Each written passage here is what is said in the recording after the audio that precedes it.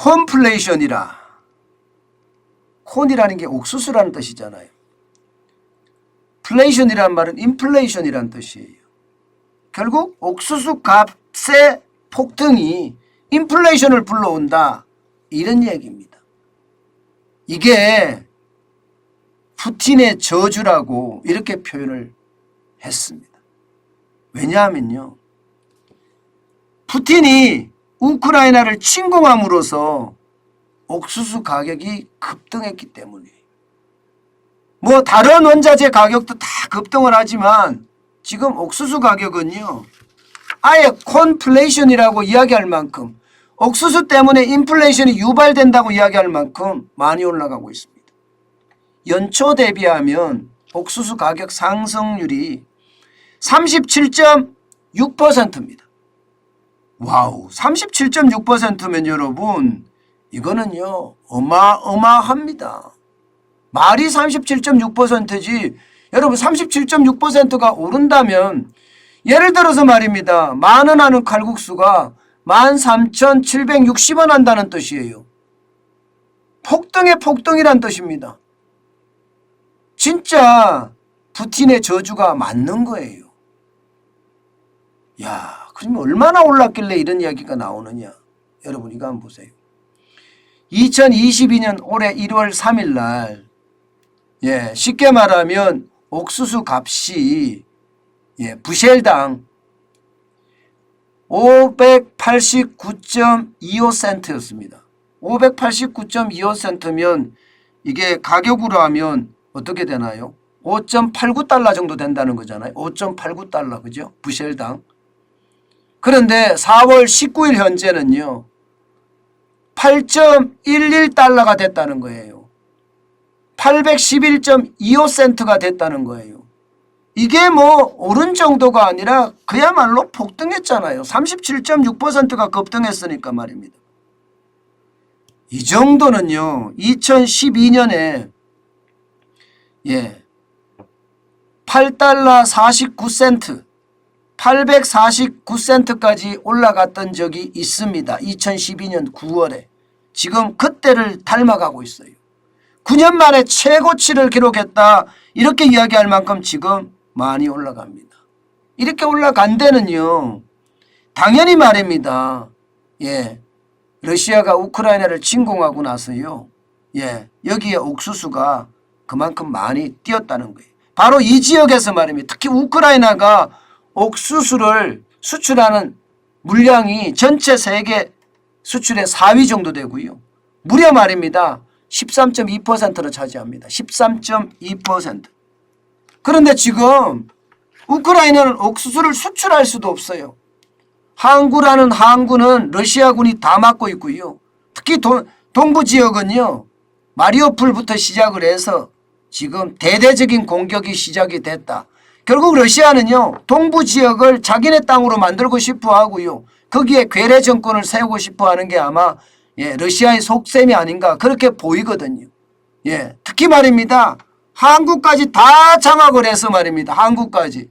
그러면 우크라이나는 오갈 데 없는 신세가 되거든요. 항구가 막혀 있어 보세요. 어디 나가는 길이 막혀 있으니까 매번 전쟁밖에 일어나지 않을 거 아니에요.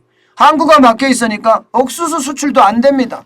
그러니 옥수수 수출도 안 되니까 겨우 할 수 있는 게 철도로 할 수 있는 것만 할 수 있는데, 이것은요 결국 말입니다, 앞으로 계속 올라갈 수밖에 없다는 거예요.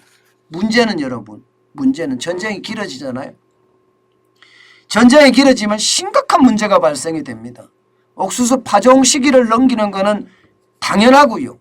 여기에다가 전 세계적으로 가장 큰 옥수수 벨트라고 이야기하는 미국의 중부지방, 여기는 가뭄이 지금 지난해 엄청 심했거든요. 그래서 생산량이 확 줄은 상태예요. 만약에 파종 시기까지 늦춰져서 만약에 파종 시기를 놓친다 이러면 이거는요 물가에 대한 폭등, 어쩌면 당연하게 올게 될 겁니다. 콘플레이션 발 물가가 그만큼 올라갈 수밖에 없다는 이야기입니다. 여러분, 그럼 우리나라는 어떻게 될까요? 우리나라는요 똑같습니다. 우리가 더 심해지면 심해질 거예요. 여러분도 알다시피 제1의 주식이 쌀이에요. 제2의 주식이 밀가루입니다.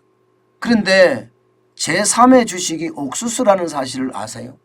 옥수수도 1년에 소비하는 물량이 어마어마합니다. 그런데 우리가 지금 보시는 것처럼 제2의 주식인 밀은 우크라이나로부터 61%나 지금 61만 톤 48.4%나 수입하고 있고요. 러시아로부터는 18만 톤 14.4%나 수입하고 있습니다. 우리는 밀 가격은 지금 폭등할 수밖에 없는 구조입니다. 루마니아가 13톤인데 10.4%예요. 나머지 캐나다, 불가리아, 미국, 기타가 있지만 제일 많이 수입하는 데가 우크라이나 그리고 미국이에요. 그러면 어떻게 될까요? 제2의 주식이 굉장히 어려워진다는 이야기가 되는 거죠. 밀가 폭등이라는 이야기 많이 제가 말씀을 드렸잖아요. 여기에다가 옥수수도 마찬가지입니다. 옥수수는요. 러시아나 우크라이나가 담당하는 것은 그렇게 크지 않아요. 러시아는 옥수수에서 러시아 쪽에서 우리가 수입하는 것은 23만 톤인가요? 10.1%고요. 우크라이나에서는요. 14만 톤, 쉽게 말하면 6.2%가 해당됩니다. 그러면 합치면 16.3% 정도밖에 안 됩니다. 문제는 여러분, 문제는 러시아나 우크라이나에서 수입 못하는 것을 다른 수입처로 바꿔야 되는데 바꾸기가 어렵다는 거예요. 바꾸기가. 지금 많이 수입하고 있는 세르비아 60만 톤인데 26.4% 여기 더 늘린다? 못 늘립니다. 미국이 51만 톤 22.5% 못 늘립니다. 브라질로도 못 늘립니다. 불가리아도 못 올립니다. 그러면 어떻게 될까요? 옥수수 가격 우리도 폭등할 수밖에 없다는 결론이 생깁니다.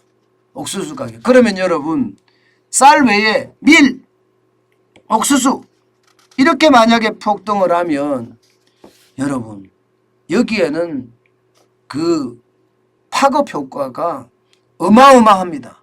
왜냐하면 말입니다. 밀이나 옥수수는요. 여러분 여기 제가 써놓은 것처럼 사료용 밀, 가공용 옥수수 이렇게 써놨잖아요. 실제로 사료용 밀도 있고요. 사료용 옥수수도 있습니다. 이렇게 되면 말입니다. 우리나라 가격이 줄줄이 올라갈 수밖에 없어요. 가공용 같으면 가공용 식품 말입니다. 예를 들어서 유제품 같은 거.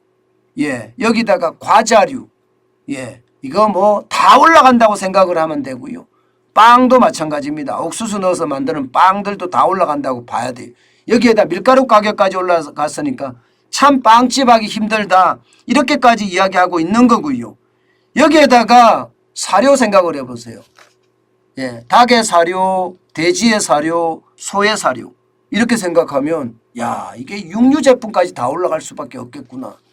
육류 제품은요. 계란도 올라가고 닭고기도 올라가고 돼지고기도 올라가고 소고기도 올라가고 치즈도 올라가고 우유도 올라가고 안 올라가는 게 없다는 그런 결론이 생기는 겁니다. 이렇게 되면 여러분 안 그래도 지금 우리 물가 심각한데 지금 콘플레이션 때문에 이어지는 물가 상승률은 상상을 초월할 거예요. 왜냐하면 우리가 밀이나 옥수수의 자금률이 굉장히 낮습니다. 여러분 보시는 것처럼 밀에 대한 자금률은 2020년에 0.8%밖에 안 되고요. 옥수수에 대한 자금률도 3.6%밖에 안 됩니다. 상황이 이럴진데 최악을 경험할 수밖에 없는 상황 지금 보이시죠? 그만큼 말입니다. 대한민국의 물가는 치솟을 거다 이렇게 예상이 됩니다. 게다가 특히 말입니다. 외식 물가의 상승률 저는 이게 많이 올라갈 것 같아요. 소비자 물가는요. 460여 개 제품의 가중치를 줘서 계산을 하는데 이것은 말입니다. 중요한 게 많이 빠져 있어요. 거주비도 빠져 있고요. 그렇기 때문에 제대로 반영을 못하지만 외식 물가는 지금 제대로 반영한다고 저는 생각을 하거든요. 물론 다 반영하지도 못할 거라 통계청 조사를 저희가 못 믿기 때문에 이게 어디까지가 진짜인지를 못 믿기 때문에 모르지만 어쨌든 3월에 외식 물가가 6.6% 올라갔습니다. 그렇게 되면 여러분 우리에게는 콘플레이션이 터졌다 이렇게 생각해도 여러분 과한 어떤 분석이 아닙니다. 그만큼 말입니다. 이 우크라이나 에그플레이션, 농산물, 축산물이 유발시키는 인플레이션, 저는 이미 퍼져 있다고 생각을 합니다. 그만큼 푸틴의 저주는요, 대한민국에 엄청난 타격을 주고 있습니다. 여러분들 아마 기획재정부가 우크라이나를 러시아가 침공하고 나니까 영향이 제한적이라고 이야기했는데 제한적 저는 아니라고 이야기했잖아요. 왜 제한적이 아닌가 하면요, 전 세계가 동시에 겪는 거고요. 이게 수입선을 갑자기 바꿀 수가 없어요. 갑자기 수입선을 바꿔서 물량 늘려달라 이렇게 할 수가 없거든요.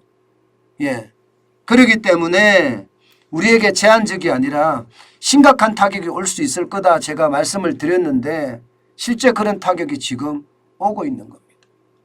그래서 더 충격적이다는 생각 저는 지울 수가 없네요. 앞으로 물가 상승은요, 예상했던 것보다 훨씬 많이 올라갈 수밖에 없다. 저는 그렇게 생각을 합니다.